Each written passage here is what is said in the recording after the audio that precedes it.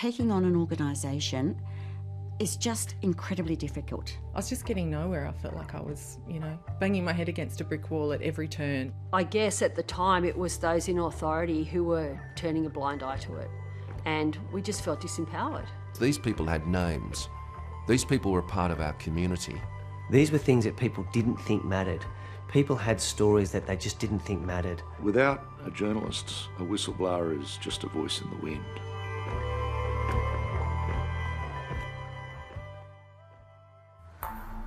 Warning bells were sounding inside the bank. I had never seen my father cry till this happened. I came to see him sitting there with his head in his hands going, I don't know what's happened. It didn't take long to work out they were actually victims of systemic problems within the financial planning industry. The conduct of a number of rogue advisors was unethical. When you're dealing with the bank, they say it's just you. But when you talk to someone like Adele and she investigates the story, you find that you are actually the tip of an extremely large iceberg. I've met a lot of whistleblowers now. I've met a lot of people that have been chewed up and destroyed by the system.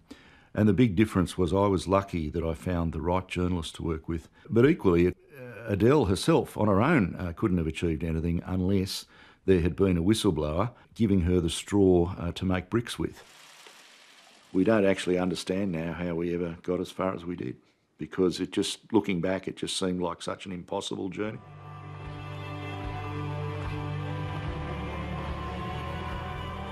Bishop Greg Thompson is the man who blew the whistle on the dark history of the Anglican Diocese of Newcastle.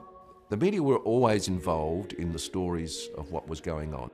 One of the things that Joanne needed were people prepared to step forward and to say their truth. He left me there with 3 men.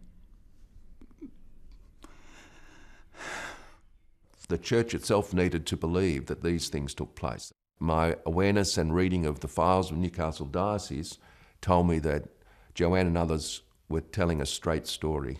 It wasn't a work of faith, but it was a faithful work, and that enabled me to do my work in bringing change in the church. Chris Dawson has been charged with carnal knowledge of a girl when he was a teacher at a Sydney school in 1980.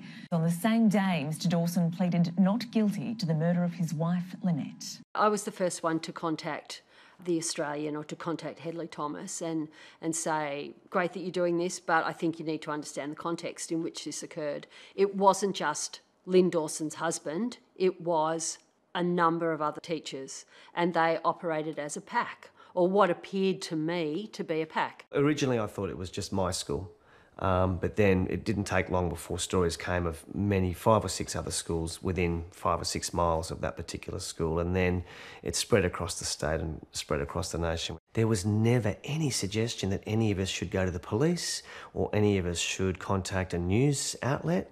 And so what Hedley and David did was basically justify that, hey, there's a police investigation on a range of issues here. Would you like to get involved? Whatever impact that has, we're going to have to wait and see. We asked you, the audience, to tell us about your experiences with aged care. We received more than 4,000 responses. And I can remember replying saying, I've got so many issues, where do I start? I don't think I realised the enormity of it. Like, when I went to do the interview, I don't think it occurred to me that all this would happen.